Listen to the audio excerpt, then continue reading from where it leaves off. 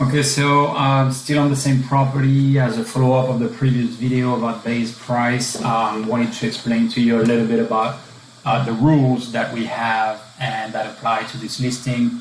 All of this is as of today. It can change, but this is kind of a rule of thumb. My strategy is to always, I'm going to start with far out.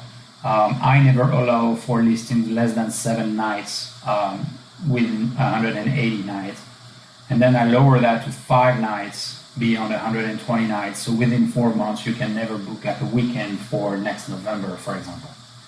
And then the default here, it's usually that I never allow 1 night stay. So it's always going to be at least 2 nights and usually 3 nights during weekends. Now, this can change, for example, with what we call last minute. So within 30 nights, if I haven't booked my weekends for 3 nights, then that rule is changed to 2 and 2. So we can become 2. And then orphan gaps, it's basically in between bookings rules.